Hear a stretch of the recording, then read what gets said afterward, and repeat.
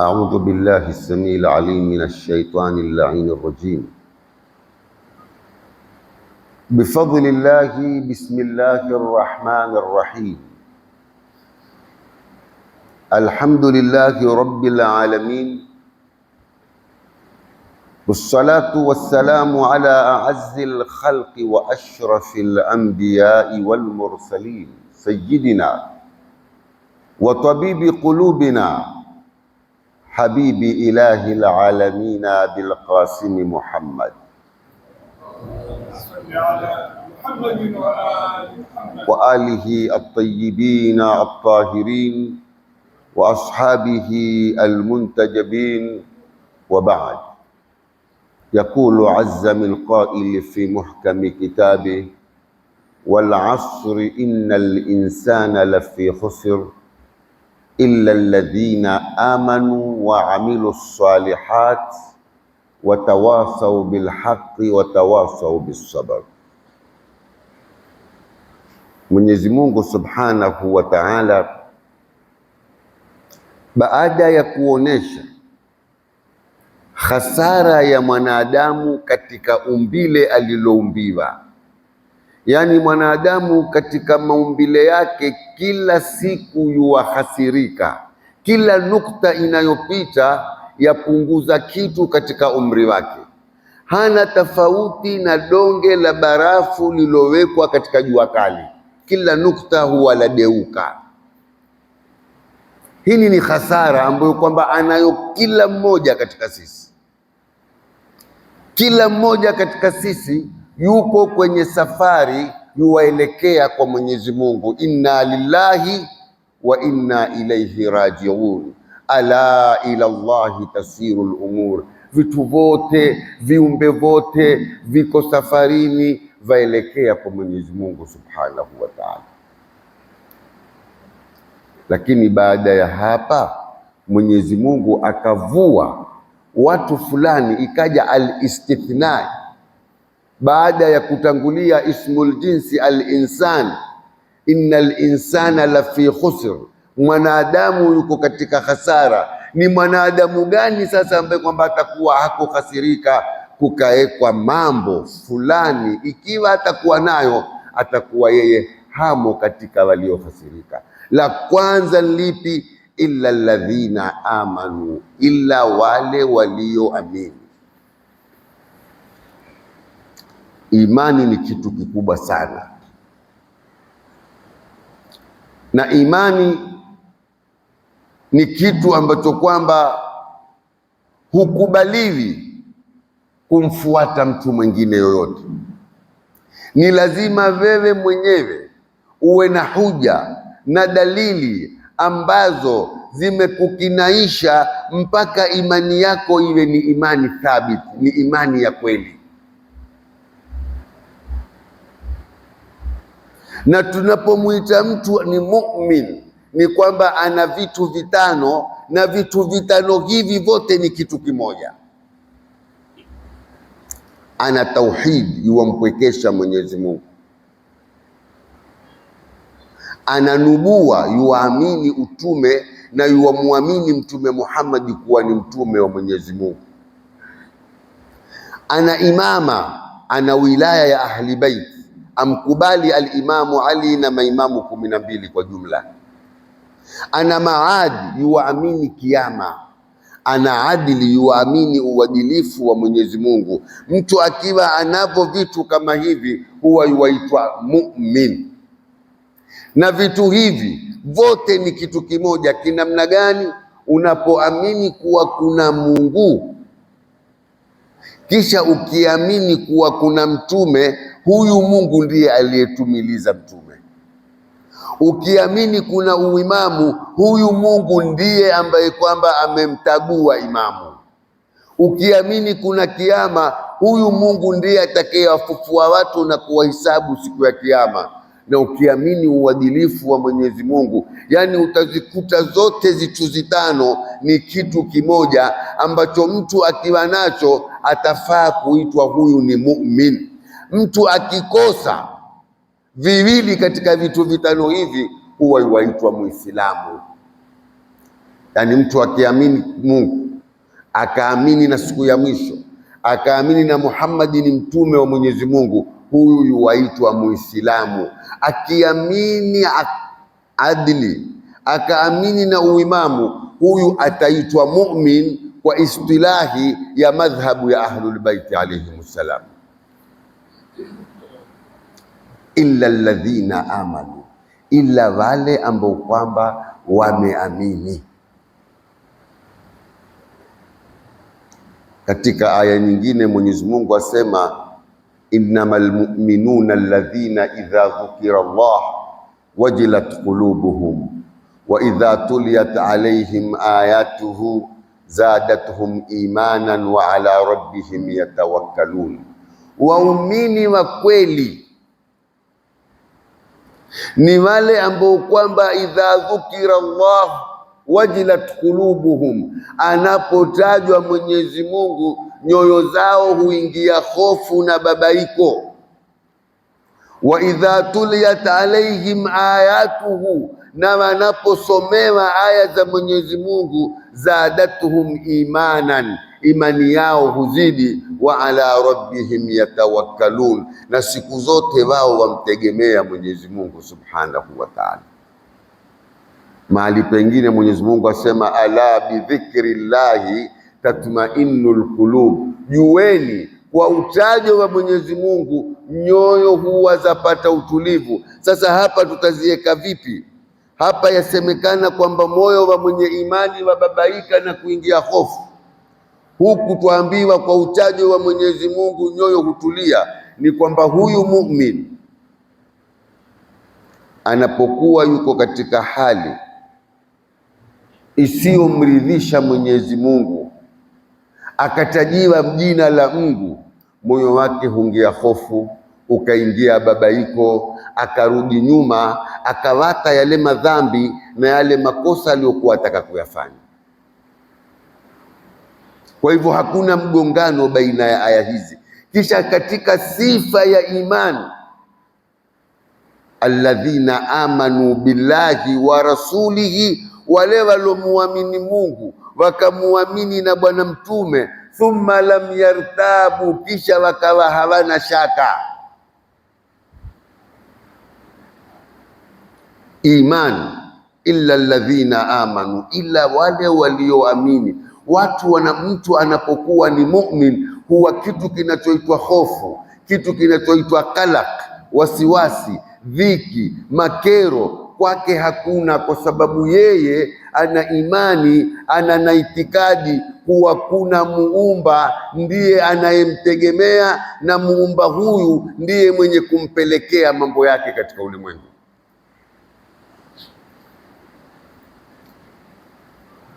Na angalia Mtume sallallahu alayhi wa alihi wasallam katika ghazwatu Khandaq, alipokuwa yuwapambana al-Imamu Ali na Amru bin Abdiwudi, Mtume lilimtoka akazungumza akasema, barazal imanu kullu ala al-kufri kulli.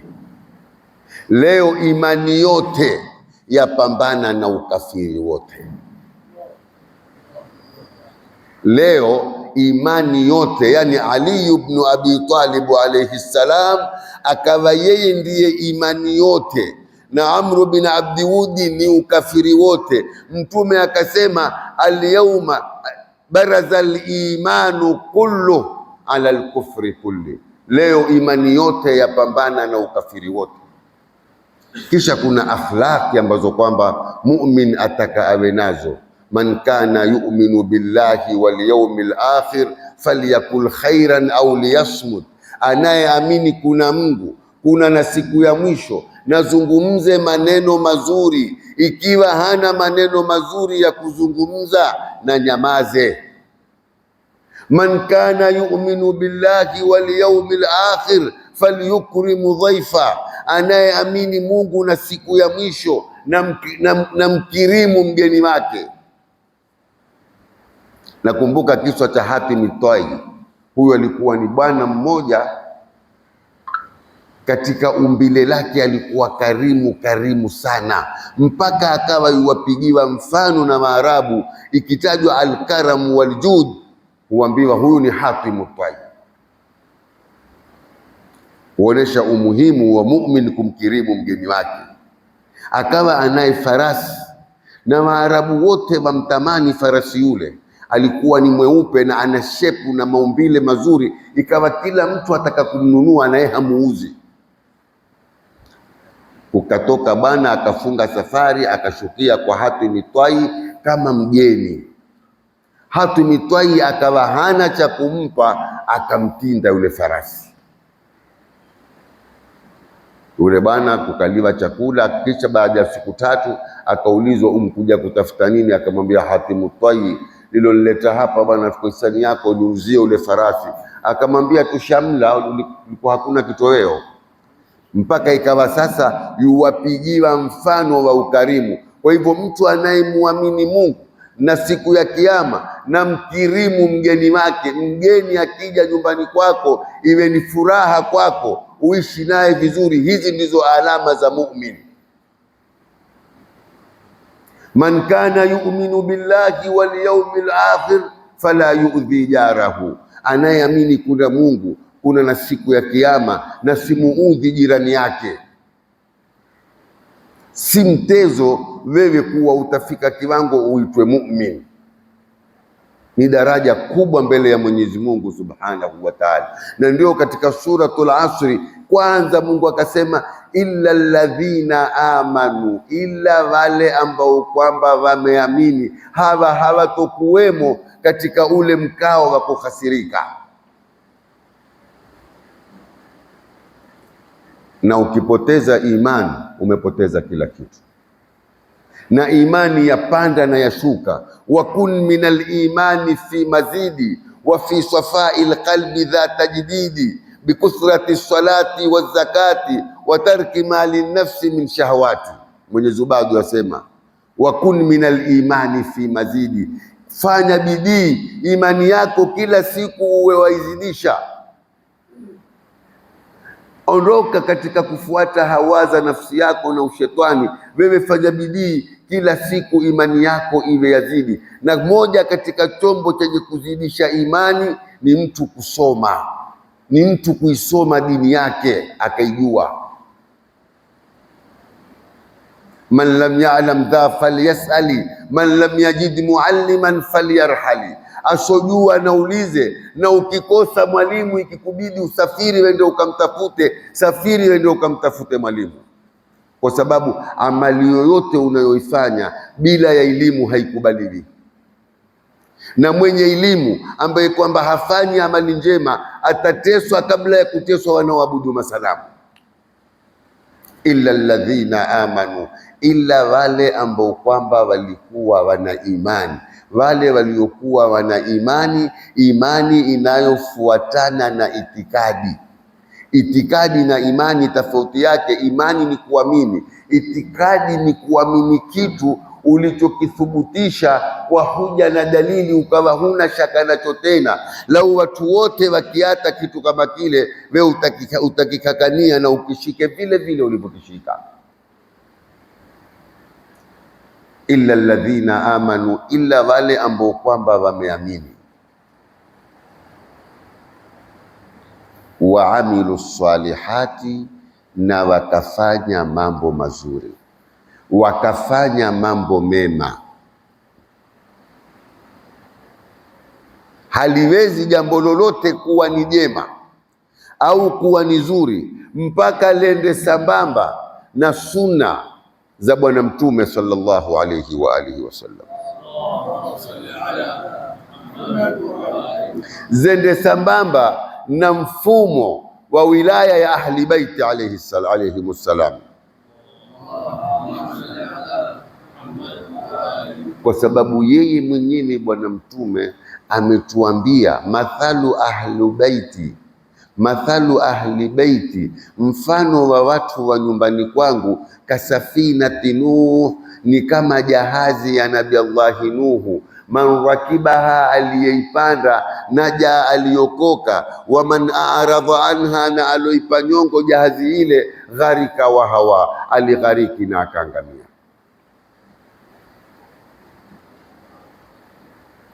Na ukisoma katika ilmu albalagha, unapoleta tashbihi, kuna wajhu shabahi, kuna na almushabbahu bihi, kuna na adatu tashbihi, hii ni wajhu shabahi, ndio muhimu tunaoitaka hapa. Kwa nini Bwana Mtume kufananisha ahli baiti zake na jahazi ya Nabii Nuh? Kwa sababu wakati ule hakukuwa na namna nyingine ya kuokoka mbali na wewe kuingia kwenye jahazi. Kuokoka kwako ilikuwa ni lazima uwe uko ndani ya jahazi.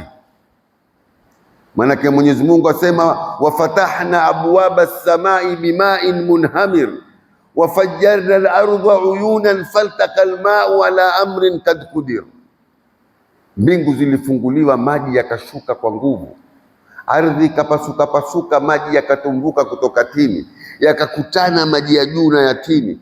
Jahazi ya Nabii Nuhu ikawa yatembea kwenye mawimbi mazito. Akamuona mwanawe akamwambia, ya bunayya arkab maana wala takun ma'al kafirin, ewe mwanangu, panda pamoja na sisi, usiwe pamoja na makafiri. Yule mtoto akamwambia, saawi ila jabalin yasimuni min alma, nitapanda jabali litanikinga mimi na maji. Likapita wimbi baina yao, fakana min almughraqin. Sasa na kama ilivyokuwa hakuna mahali pa kuokoka ila jahazi, vile vile baada ya kuondoka Mtume kutavuma pepo, madhehebu mbalimbali, fikra tofauti tofauti. Hakuna atakayeokoka na kufika bandari salama ila yule ambaye kwamba atakuwa tini ya mwelekeo na muongozo wa ahli baiti Rasulillah. Sasa ili amali yako iwe ni amali njema, iwe ni yenye kumridhisha Mungu, ni lazima iwe itakwenda sambamba na mafundisho yalokuja nayo Bwana Mtume na ahli baiti zake. Innamal umamul akhlaqu ma baqiyat fa inhumu dhahabat akhlaquhum dhahabu. Umma na watu kuwa wapo ni zile akhlaki zikiwa zipo. Uislamu umekuja ni chombo kamili cha maisha, na Mtume ametumilizwa liutamima makarima al-akhlaq. Kwa hivyo wewe ikiwa hukubeba zile akhlaki, zile tabia zinazokufanya wewe uwe utaitwa mu'min, utaitwa Muislamu, kanzu yako na kofia yako na jina lako hazitokusaidia kitu. Ni lazima uwe na imani na uwe na amali njema, na amali njema ni kila jambo linalomridhisha Mwenyezi Mungu. Lakini katika mambo yanayomridhisha zaidi Mwenyezi Mungu, hakuna kama mtu kuwa amesimama mahali kuwasaidia viumbe vya Mwenyezi Mungu. Baada ya kutekeleza wajibati, umeswali, umefunga, umetoa khumsi, umetoa zaka, umekwenda kuhiji, yote haya ni wasila, ni barabara ya kukufikisha wewe katika ucha Mungu. Na ukisha kufika katika ucha Mungu, moja katika alama za mcha Mungu ni kuwasaidia wanadamu wenziwe. Na ndio utakuta Mwenyezi Mungu aya ya kwanza, ikra bismi rabbika alladhi khalaq, soma kwa jina la Mola wako aliyeumba, ili uwe wewe ni msaada kwa viumbe vya Mwenyezi Mungu Subhanahu wa Ta'ala. Illa alladhina amanu, illa wale walioamini, wa amilu salihati, na wakafanya mema, wakafanya mambo mazuri. Na mambo mazuri unapoyafanya katika humu ulimwengu yatakufaa hapa hapa duniani kabla hujenda akhira.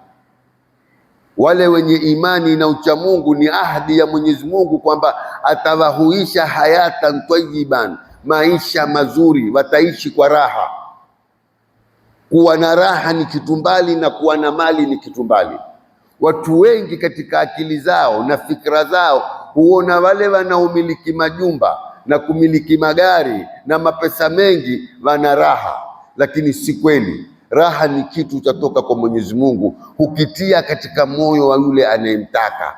Mungu akikupa kanaa, akukupa makarimil akhlaq, akakupa ucha Mungu, utakuwa aziz na utakuwa kawi. bila ya kuwa na mali na kumiliki vitu vingi. Kisha si tu, mara nyingine wale tunaowatamani kwa kuwa twawaona wana neema, ni vile hatujakaa nao tukazungumza nao. Lau utakaa naye uzungumze naye, kisha akuelezee na matatizo anayopitia, kisha akwambie waonaje, nikupe mali yangu na matatizo yangu, utamwambia bakia na mali yako na matatizo yako, ni hata na haya yangu. Mpaka mmoja katika wanafalsafa asema, lau wanadamu wote wafungwa kitambara kwenye mato, kisha wakatukuliwa matatizo yao yakatiwa katika pipa, kisha wakaambiwa nendeni mkatukue, kila mmoja atahakikisha japokuwa haoni antoa yale yale aliyoyatia yeye kwa mkono wake, kwa sababu ndio anaoyaweza.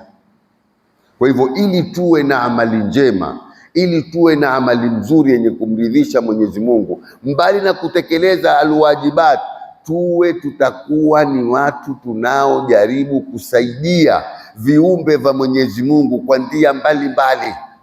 Mtume sallallahu alayhi wa alihi wasallam alikuwa akihimiza sana watu kutoa, watu kuwata watumwa huru, watu kusaidia watu wengine, watu kukaa vizuri na majirani. Yote haya ni katika misingi ya Uislamu. Al-Imamu Ali alayhi salam alikuwa akifukua visima, mpaka kuna siku kumewekwa chakula, al-Imam Hassan ameandaa chakula mafukara na Waislamu waje wale. Mara mmoja akapita ndiani akamkuta Imam Ali, jasho la mtoka, hamjui yuwafukua kisima. Alipokwenda kule akamwambia al-Imam Hassan, kuna na bwana mmoja pale ninamwona jasho la mtoka afukua kisima, kwa nini hutumiti naye katika chakula? Akamwambia huyo ni Ali bin Abi Talib, yeye ndio alioandaa chakula hiki na kule yuwafukua kisima. Al-Imamu Jaafar Sadiq alayhi salam aliwaona watu watufu kwenye Al-Kaaba, na mmoja ansimama ameinua mkono hivi waomba, akawaambia wale wana utufu, kumsaidia huyu ukamtatulia matatizo yake ni bora kwa Mwenyezi Mungu kuliko kuzunguka hina Al-Kaaba mara 70.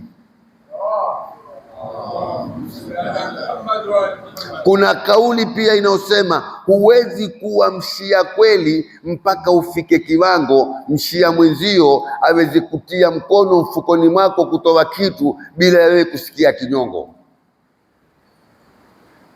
Illa alladhina amanu, illa wale walioamini. Hawa ndio hawana hasara, lakini si imani tupu. Imani tupu haina faida. Imani tupu ni theory utakuwa unayo tu. Waamilu salihati, na wakatenda mema, wakafanya mazuri. Na mazuri ya kufanywa mbali na wajibati tunazozifanya, ni lazima tuwe na ndia ya kutafuta namna ya kuwasaidia watu wengine, sio kutafuta ndia za kusaidiwa wewe. Hata yule dhalili anayedhalilika, anayeomba, yafaa kisha kuomba kile alichokipata naye pia ajifundishe kutoa. Na sisi Waswahili twashindwa sana na makabila mengine. Mathalan, utakuta waweza muona Muhindi atembea na mtoto wake, akifika mahali kuna maskini, yuwampa ule mtoto pesa, mwambia mpe mzee huyo mgonjwa, mpe huyo. Lakini sisi maalasafi shadid, utamtukua mwanao kumwona tajiri akambusu ule, kisha akirudi, amekupa nini? Amekupa nini? Yani kutoka mdogo wamjenga kwenye fikra ya idhilali na kuomba. Wale watu wa maana huwajenga watoto wao kwenye fikra ya izi na kutoa. Alyadul ulya khairun min yadi sufla, mkono wa juu ni bora kuliko mkono wa chini. Illa alladhina amanu wa amilu salihati watawasau bilhaqi, na wakausiana juu ya kitu kinachoitwa alhaqi. Neno alhaqi katika lugha ya Kiswahili halina tafsiri. Kwenye lugha ya Kiarabu lina upana sana. Dhalika bi anna Allaha huwa alhaq, Mungu ameitwa haq. Washahidu anna rasula haq, wameshuhudia mtume pia ameitwa haq. Wajaahumul haq, Qur'ani pia ni haq. Haki Huwezi kuifasiri kwa maana fulani mpaka uiangalie intiwa katika mlolongo wa sentence ile ilivyopangwa, ndio kwa karina uipatie karina, uipatie njia ya kuifasiri.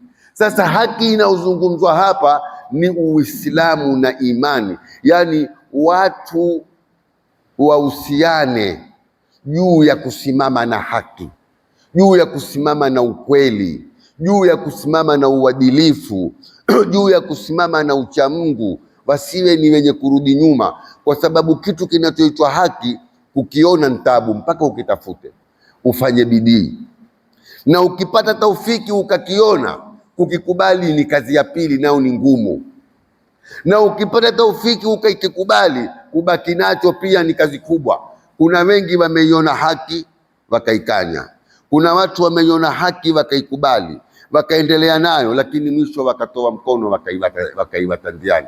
Kwa hivyo wewe, ili upate taufiki ya Mwenyezi Mungu Subhanahu wa Ta'ala, ni lazima mara kwa mara uwe wajikumbusha au wapata mwenye kukukumbusha, na waomba kwa Mwenyezi Mungu Subhanahu wa Ta'ala akujalie ni mtu mwenye kusimama na kitu kinachoitwa haki. Na haki haijali uchache au wingi.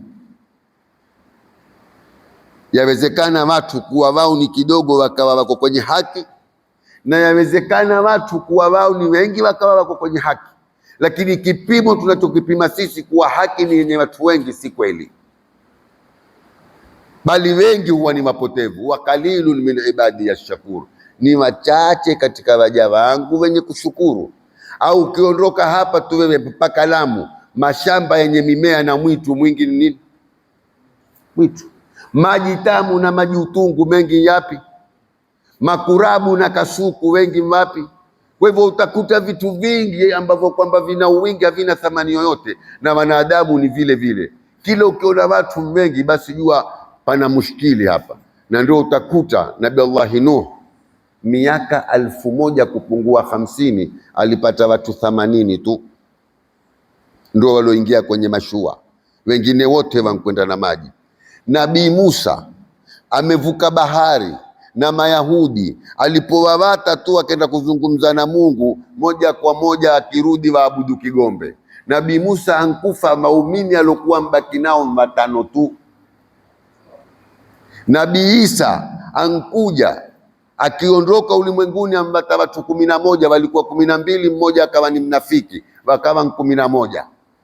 Na hao 11 wansulubiwa kitwa tini magujuu, wengine wampigwa moto na wale waliokuwa wakiwazunguka, hakupata kitu. Mtume Muhammad sallallahu alayhi wa alihi wasallam, angalia siku alipoondoka, wangapi walirtadi, mpaka kukawa kuna vita haswa kitalul murtadina, wangapi walibadilika. Imam Ali alayhi salam alikuwa antaguliwa na Mwenyezi Mungu, alipawa nafasi hakupawa. Yote haya ni matatizo ambayo kwamba yametokea kuonesha wingi wa watu si chochote. Watu waweza kuwa kidogo wakawa na haki, na waweza kuwa wengi wakawa na haki, lakini si kipimo kwamba watu wakiwa wengi wana haki. Ndio mmoja katika ghazwatu Jamal alimuuliza alimamu Ali alayhi salam, akamwambia tufanye nini sasa?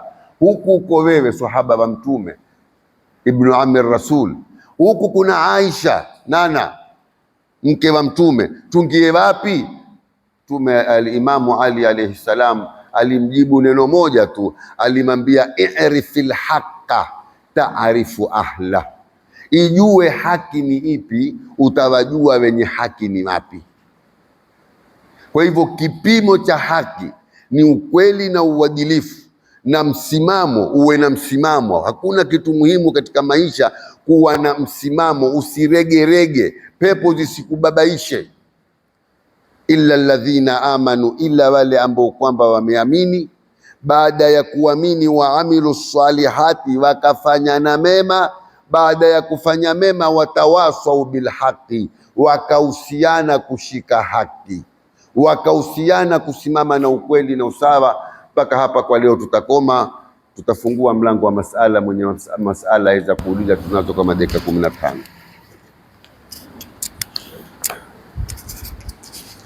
Swala langu nina maswala mawili. La kwanza ni masala ya Ahlul Bait. Ahlul Bait ni wako wengi sana, ni kizazi ambacho kwamba ni kingi sana, kimeenea kila pale, lakini tunavyojua sisi kwa kulingana na madrasa ya Ahlul Bait yenyewe ni kwamba wale watakaokuwa kwa wilaya ya Imam Ali wale ndio wanaitwa ndio Ahlul Bait. Je, hawa ambao kwamba yani wamezaliwa lakini hawakukubali wilaya ya Imam Ali, hawa watakuwa katika fungu gani? Suala la pili, ile jibu la kwanza mwanzo. Bismillah. Mumelisikia nieleze tena? Mumesikia? Huyu asema kwamba hawa Ahlul Bait ambao kwamba wako nje ya madhhabu ya Ahlul Bait waitweje? Sio swala. Kwanza nataka niwafahamishe, kuna Ahlul Bait ambao kwamba waitwa Ahlul Kisa. Hawa ni watano tu, ni Bwana Mtume sallallahu alayhi wa alihi wasallam na Bibi Fatima, Imam Ali alayhi salam, Imam Hasan na Imam Husaini. Hawa waitwa Ahlul Bait na waitwa Ahlul Kisa. Kisha kuna Alu Muhammad. Alu Muhammad ni maimamu 12 pamoja na Mtume na Bibi Fatima. Hawa ndio nani? Alu Muhammad. Kisha kuna mtu yuwaitwa Sharifu. Sharifu ni yule ambaye kwamba babake na mamake ni masharifu. Kisha kuna mtu yuwaitwa Sayyid. Huyu ni yule ambaye kwamba babake ni sharifu, mamake si sharifu. Kisha kuna mtu aitwa Mirza. Mirza ni yule ambaye kwamba mamake ni sharifu lakini babake si sharifu. Sasa sharifu yoyote ambaye kwamba hako katika mwelekeo wa Ahlul Bait, hako katika safina ya Ahlul Bait, kuna namna mbili. Ikiwa ni inadi na jauri na yuwaelewa, hana cha usharifu, hana chochote mbele ya Mungu, watakuwa ni sharifu, hata Uislamu wake utakuwa una mushkili. Ikiwa yeye ni damu ya Mtume na yuwajua kwamba madhehebu ya haki ni haya kwa dalili na huja, akaamua kupinga tu, hata usharifu wake una ishkali. Kuna mwingine yeye ni sharifu, hapingi Ahlul Bait, lakini hajapata mtu wa kumkinaisha, hajapata mtu wa kumfahamisha, yule bado yuko katika salama, na tutamheshimu kwa kupenda na kumheshimu Bwana Mtume sallallahu alaihi wa sallam. Imejibika? Asante. Umetueleza ustadhi kwamba ikiwa mtu yeye awapenda Ahli Baiti Nabi salawatullahi alaihim, lakini hakupata mtu kumweleza mpaka akangia kuwafuata, akawa ni katika muwalin Ahli Baiti Rasulillahi salawatullahi alaihim. Sasa kwa huu ulimwengu tulionao na mitandao elimu ilivyofunguka na mitandao ilokunduka, ikiwa mtu ule, je, hana wajibu yeye mwenyewe atafute haki? Na ikiwa alikuwa ayua fulani, kwa mfano kama wewe ni rafiki yako, ayua kwamba wewe ni Shia, ayua huyu ni Shia, ayua huyu ni muwali Ahlul Bait, je, tutamhesabu yeye mtu ule ni kwamba pia tutamsamehe kwamba manake hayui? Shukran. Ni vile vile nilivyosema, kwa sababu kuna watu ambao kwamba wana itikadi na wana imani 100% kwamba itikadi yangu ni kweli, hana wakati wa kutafuta. Huyu huitwa kafir. Yeye aamini 100% hili nililonalo mimi ni haki, na hii barabara ninayotembea nayo mimi ni salama. Hajapata kitu cha kumtia shaka, hajapata mtu kumwambia, hajawahi kusikia. Namkusudia mtu namna hiyo. Lakini mtu aloambiwa, mtu alosikia, mtu aloweza kujua akakataa tu, huyu ndo ambaye kwamba amefeli katika maisha.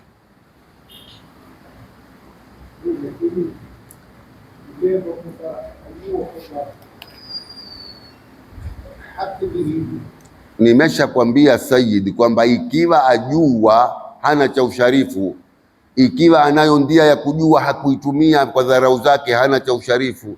Ikiwa amfanya shaka hakwenda kuuliza, hana cha usharifu. Lakini ikiwa ni sharifu na anao usharifu wake, hajapata ndia ya kumtia shaka wala kuulizwa swali wala kufahamu, uko mwituni huko ama uko katika mahali haelewi, ama umri wake umfika mahali hafahamu tena mambo namna hiyo.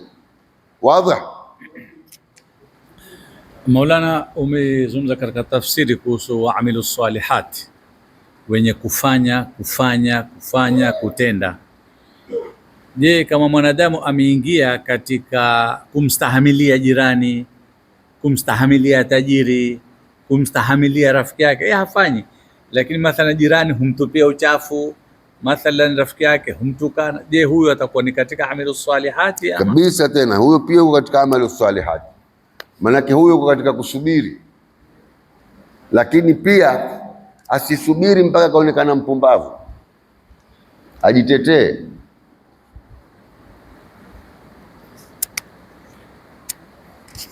Ustadh, mimi swali langu ni hili: ukiwa una ndugu yako ama rafiki yako ama jamaa yako katika nyumba si mshia, lao Mwenyezi Mungu atamtukua, ukimfanyia yale mambo ya kishia, ukimosha kishia, ukimswalia kishia, ukimzika kishia, itamsaidia chochote katika kufa kwake ama katika mbele ya Mungu? Wewe ikiwa ni mshia na mtu wako amekufa si mshia, kama utakaye kusimamia mambo ni wewe kuyafanya, walazimika yote uyafanye kishia.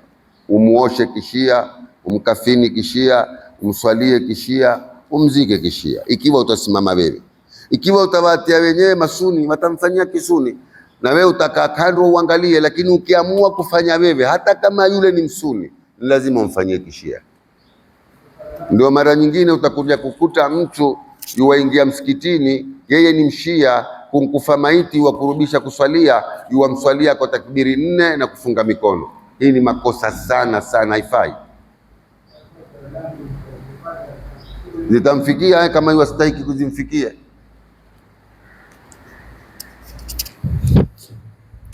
Naam, Alhabib. Naam, nauliza, kuna mtu ataka kujua ataingia fungu gani? Mtu mwenyewe yuko saumuni, lakini tangu juzi aliposikia vita vya Iran na kuuawa supreme leader, yule mtu ashangilia sana. Kushangilia kwake asema watu wapijwe, ni mashia wale, mashia watu wapijwe. Tutamweka fungu gani mtu kama huyo? Mtu huyo tutamweka katika fungu la wapumbavu ambao kwamba haelewi anakoelekea. Wale hawampigi yule kwa kuwa ni Shia, hawampiga yule kwa kuwa ni Muislamu mwenye nguvu katika Middle East. Kwa hivyo wataka kumdhoofisha, wamfanye mnyonge kama wale wengine. Na kwa Mwamerika hakuna tofauti ya Sunni na Shia wala nini, wake yeye wote hawa Waislamu tu. Huyo mwenye fikra hiyo, na si huyo tu, wako wengi wenye akili kama hizo, ni wale wapumbavu ambao kwamba hawaelewi dini yao, hawajui hata Mungu. Ustadh, swala langu ni kile kisa uliotoa kuwa kuna jamaa alikuwa na farasi mzuri hataki kumuuza, akienda akaalika wageni, mwisho akamtinda. Sasa swala langu, farasi uliwa yeah. Lakini kwa kuwa ni mnyama mwenye thamani hatindwi, huuzwa, kwa sababu si mnyama rahisi kumpata. Tumemaliza. Farasi uliwa. Ay rabbana la tamna'na 'anil ilmi bimani' wa la taqta'na 'anhu biqati'. Wa sallallahu ala Muhammadin wa alihi tayyibin at-tahirin walhamdulillahi rabbil alamin.